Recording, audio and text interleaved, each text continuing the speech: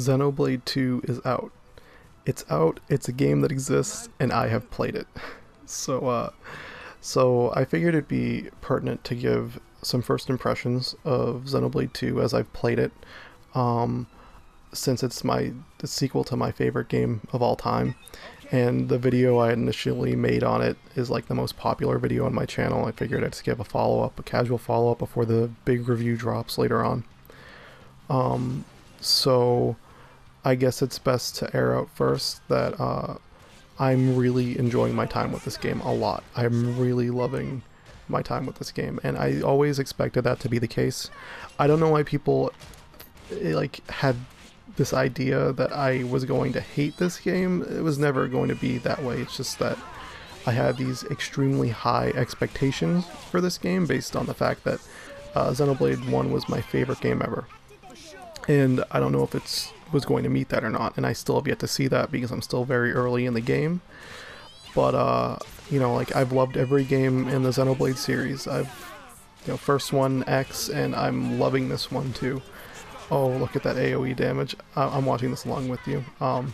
So, it's definitely a solid game. It's a lot of fun.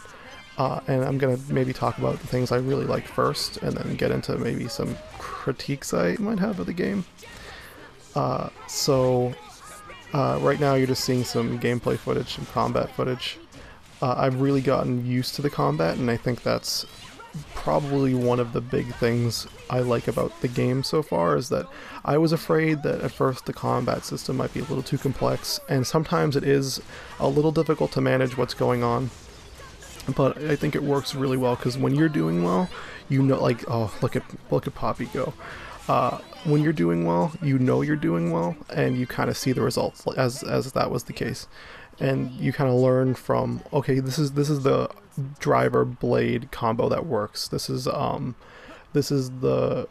arts combo that works well in these scenarios. These are enemies that are weak to this element. And I think that is really made clear the more and more you get into battles. So I like that kind of steady progression. There's a lot of things. I just feel like overall the combat system is very rewarding. It can be a little hectic, but it's definitely satisfying to land a topple and then launch someone and then smash them back down, which I've only started doing pretty recently. It's not really in this gameplay footage yet, but I've come across a lot of really cool techniques and like ideas and stuff in the game. So I guess on top of that too, things I'm really liking, I love the visual style of the game. I love the aesthetic of the world, the world specifically. Like, I love exploring and walking around these really vibrant looking locations, and I love the soundtrack too. I always expected to love the soundtrack because Yoko and Ace Plus and that team's working on it, but it's definitely a fantastic one. Like, it's even blown my expectations of what the soundtrack was going to be out of the water, which is great. I'm loving those aspects of this game a lot so far. It really is immersive once you get into the gameplay, once you get into the flow of it all, which is great. I also really like how they've streamlined some of the quest systems. So like, if you pick up random quests in Xenoblade 1, for example, a lot of them can get lost because if you don't do them for a while, maybe you don't know who to talk to or what to talk to, and the game really didn't direct you in any way. And they give you these little handy screenshots and kind of give you the objective marker or current objective marker down at the bottom. You can toggle on and off, and you can set active quests, which is really great. I think the UI is a little cluttered, but we'll get into that maybe later. But yeah, I think there's a lot of quality of life changes in this game too that make the experience more palatable. Just in you know, accepting quests. So I think what we're gonna get into next, like I'm about to open up the rare core crystal I just picked up, so I think I'll just talk about the blade mechanic. I was opposed to it at first because I thought it was a bit against the narrative. It's weird to have all of these blades that Rex collects when Pyra's like the main important one. But I've grown to it. I like it purely because it can help make a character's role a lot more flexible in combat. So, you know, which I think works for and against the combat system, but like, it's definitely cool. It's like, it reminds me of Persona. It only like everyone except for Tora can get a multiple personas. But yeah, it's definitely like that, you know, where you can collect these blades and set them to have certain set them to help augment your role in battle, or one of your character's roles in battle. This blade here, she is amazing. She's absolutely fantastic to use in combat. I've loved using her because she just has so many awesome AoE attacks, which are great. But yeah, the blade system is pretty cool. I mean, I don't know how well or poorly it's going to work in the game's favor later on, but I'm definitely enjoying seeing what new blades I'm going to get out of the rare core crystals. Common ones are trash. They're so bad. I always get like the same group of really mediocre guys. But so what's coming up next is a bit of gameplay. Here we go. It's going to be some gameplay. This is going to highlight maybe some gripes I have with the combat. And that's that it's not that it's too easy, it's just that I think I've found some pretty pertinent exploits. So as you're probably seeing right now, I am level 16 and I'm fighting a level 22 enemy, an enemy that's about 6 levels above me. I probably shouldn't do this. Like, I shouldn't be able to do this, but I am. And I was never able to do anything like that in the original game. Or an X for that matter, and it was weird to me. Like, I was trying to figure out, why can I do this? Like, this seems so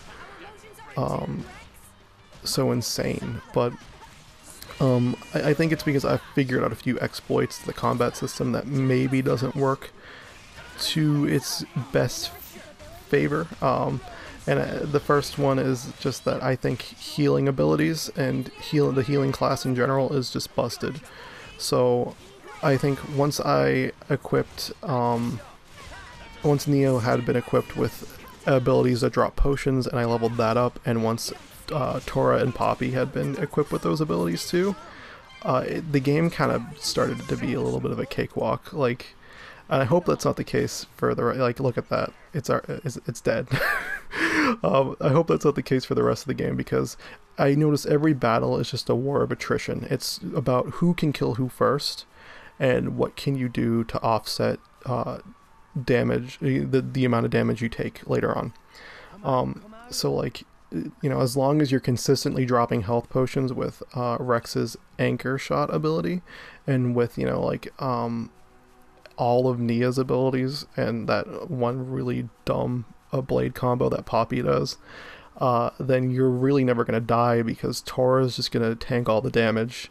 You run around the field and hit things while, you run around the field and, pick up potions while Nia hits him.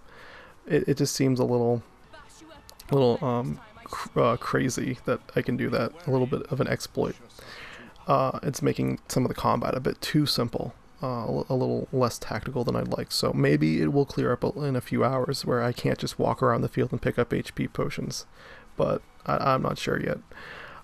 So this is me. Okay, so this is another issue I have. A little bit of an issue I have is that I'm going on the path to complete a quest. And there have been way too many times where I've gone to go to try to complete a quest, and I've run into all of these enemies that are just gonna beat the shit out of me, and I don't know what to do about it. So like, there's like a level 70 enemy running and chasing me around here. Territorial Robart was an asshole in the original Xenoblade, but at least once you understood where he was going and how he was doing things, you could avoid him.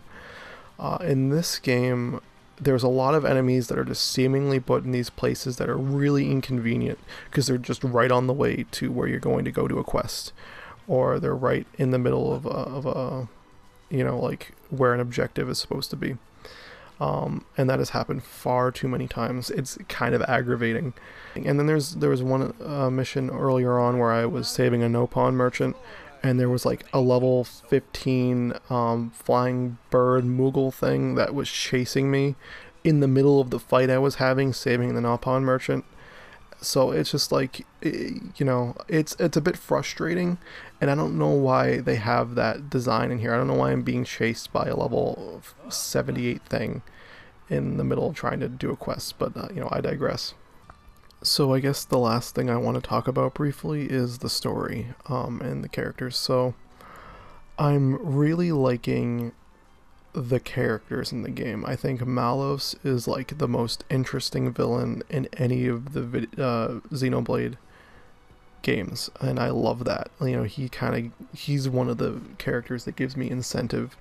Him and Morag give me incentive to really continue to figure out what is behind all their what they do and how they do it. I really like Nia, and I think she's a pretty solid character. And I'm growing to like Rex a bit more, which is cool. But it's definitely not, the story's definitely not punching me as hard in those dramatic moments as the original Xenoblade did. There's not a moment in the game that's like the Fiora death scene to me, where like that's the one plot point that keeps me hooked. I haven't really come across that yet. I haven't come across something that's keeping me really super engaged in the plot yet, but I'm only 15 hours in, so the story could completely change,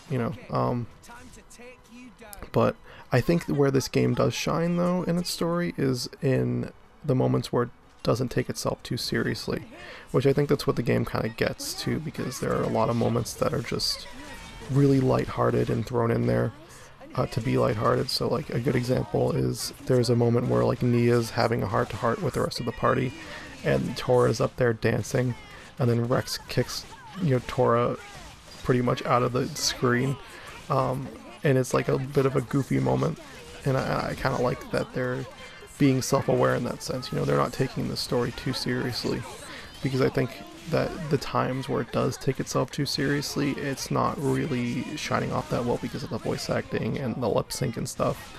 But the moments where it's being goofy and super anime and weird, I enjoy, because it fits the style of the characters and the world a lot more.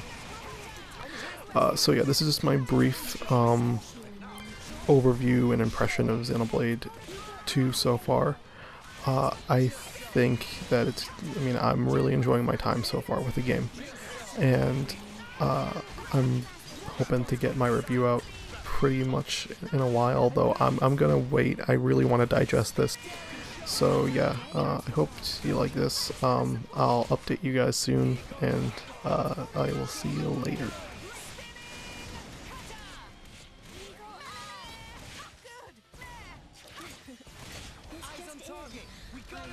Well now, how's this? Get out of here! Nice. Great.